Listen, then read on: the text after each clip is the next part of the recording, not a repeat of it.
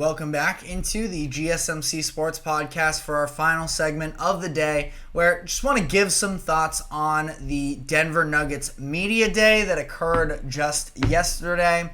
Just going to be talking about some of the main storylines moving forward here for the Nuggets. Specifically, I thought it was really interesting some of the comments made from Michael Malone and Calvin Booth in terms of the direction that the Nuggets are headed in this season, because obviously the 2023 champions came up short last year. And, Michael Malone himself multiple times used the word failure in regards to sort of more so the external opinions on where the Nuggets are at, where they don't necessarily feel like they failed last year, losing in Game 7 of the conference semifinals, but they didn't live up to expectations, and he acknowledged that, obviously, especially considering the way that they lost Game 7 and the collapse that was in that game, but they still feel like they are in a situation, as Calvin Booth put it, they have really 10 prime years of Nikola Jokic's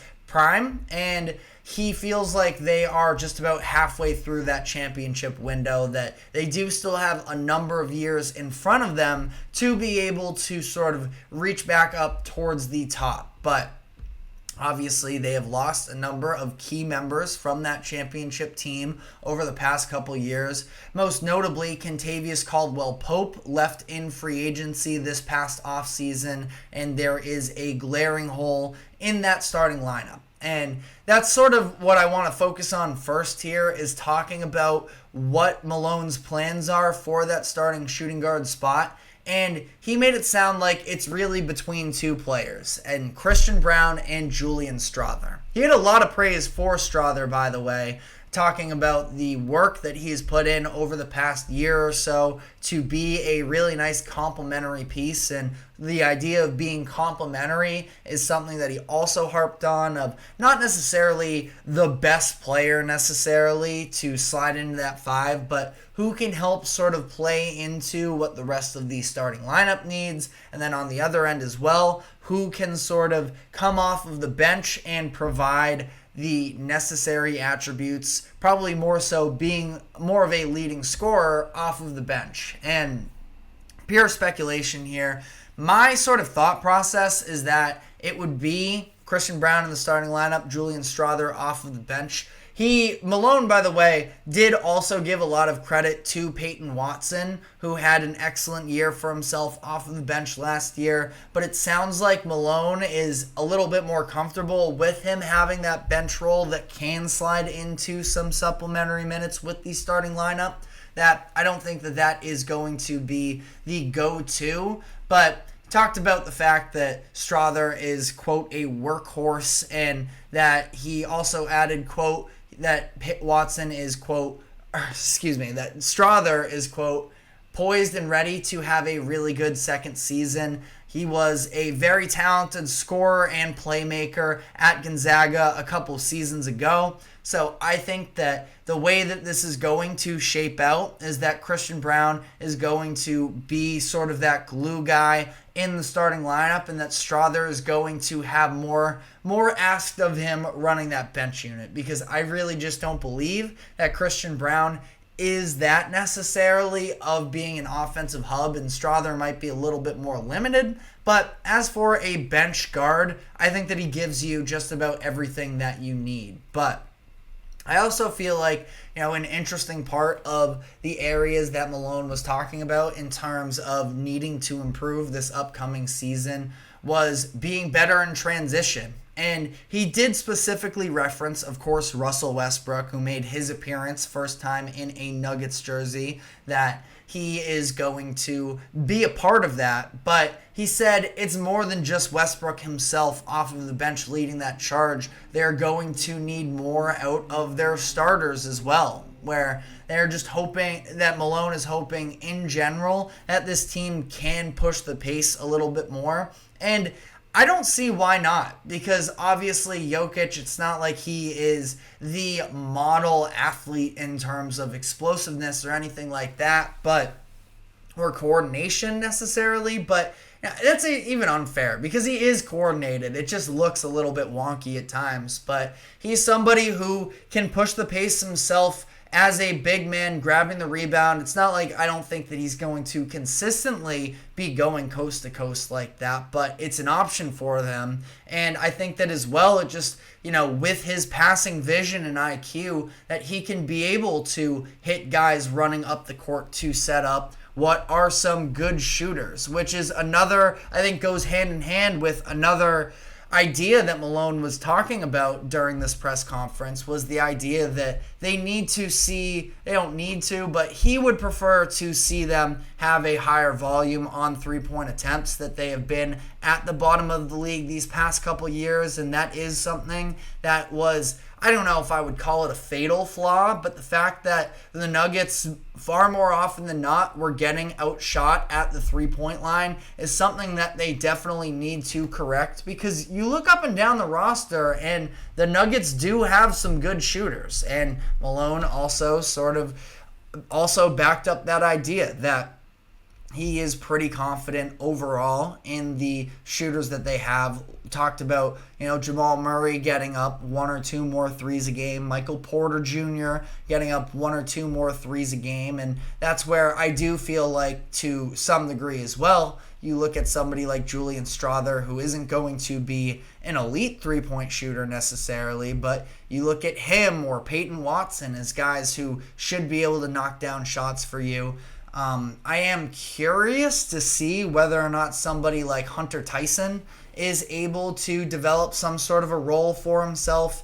I don't want to just continue sort of listing out young players that could take on bigger roles offensively this year because, it's a little bit arbitrary, but you also look as well, the fact one last name that I do want to sort of highlight as well is a PJ Hall, who's a big man who can let it fly from three. Trey Alexander. I think that, again, I said I wasn't going to list names, and then I just listed a bunch more. But the point being that I really like the Nuggets draft strategy of these past couple years, where they have just sort of collected a number of late first round picks, early second rounders, and have taken some swings on some very solid college prospects. Now, losing Deron Holmes, who they actually did sort of mortgage a few draft picks to be able to go up and get, and having him, I believe it was a torn ACL that he suffered in Summer League, but he's going to be out for the year. That is a tough loss for them. But I think that you have a lot of good college shooters that are now on the roster. It's a matter of, can they play into everything else? Because another thing that Malone sort of emphasized in this was that he wants to see the Nuggets become a top 3 defense in the NBA. And I don't think that they're necessarily super far off. I mean, the fact that they're losing Kentavious Caldwell-Pope is definitely hindering to at least some degree to not have him available to them, that you're probably relying on some of these younger guys more is a loss of sorts. But again, that's where you look at some of the younger players in a Christian Brown or a Peyton Watson that are going to be expected to have a bigger role for them this upcoming season of, can they, be non-liabilities offensively? And really for that, with that offense that already has such a defined identity, the biggest part is just sort of, being able to hit corner threes. Maybe you have a Brown and a Watson playing the dunker spot a little bit with Aaron Gordon minutes, on the bench. But this is a team that I don't know if I necessarily see top 3 defense aspirations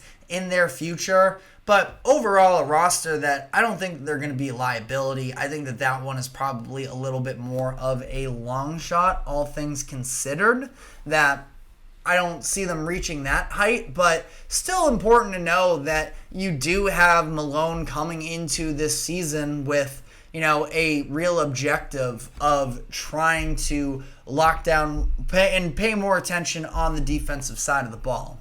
But, sort of final thoughts here as well. I want to go back to General Manager Calvin Booth, who talked about the idea that, like I mentioned, said that he feels like there are only they still have another 5 or so seasons left of a championship window with Jokic, and that they want to make sure that they capitalize on that. You see the KCPs head out of the door. You see a Jeff Green who played important minutes for them. You've seen a number of these players sort of leave in free agency. Bruce Brown, another one of them as well, that they are going to need to sort of reload at the same time. But it's also about not being so scared of the luxury tax apron that you just don't pay any players, which is sort of the situation I felt like with KCP. I understand it's extremely difficult to maneuver all of that and continue to be in a competitive position where you can still have roster flexibility.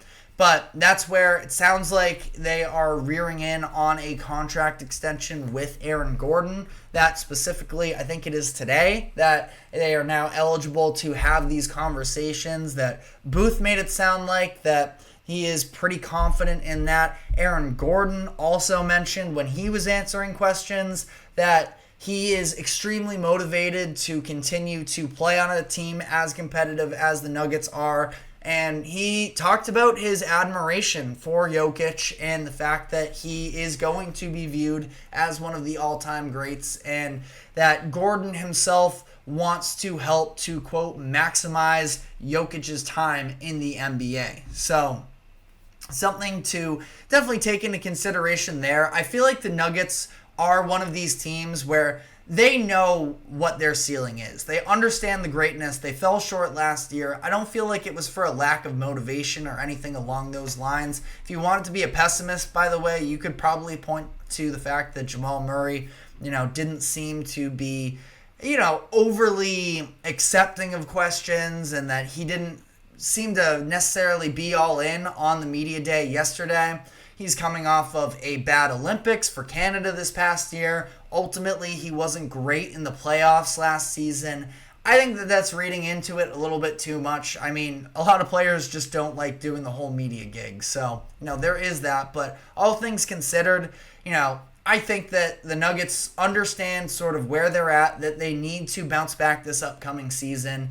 It's going to take, I think it's really going to come down to the depth and seeing which one of those players, many players that I mentioned, can actually step up for them. One other name I will throw in there as well is they added Dario Saric as a veteran presence for them, who we look at the complete lack of really big man help these past couple years. I think that that's going to be very important for them to see if a Saric, or again, I'll go back to PJ Hall for if they can at least stay alive in the non-Jokic minutes, which was definitely not the case last season. But, overall, Nuggets are in good position to sort of be one of the best teams in the West and in the NBA altogether. I think that they have the single biggest mismatch for the majority of teams, at least for the Boston Celtics as the reigning champions, in Nikola Jokic versus anybody is a mismatch. But ultimately, we'll see whether or not they are able to, put themselves in potential dynasty conversations with another championship, a second in 3 seasons. But that is all the time we have for today.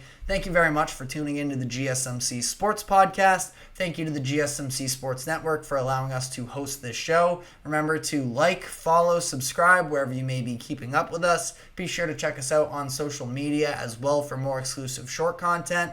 Have a great weekend. We will see you at 2 o'clock p.m. Eastern on Monday afternoon. Take care.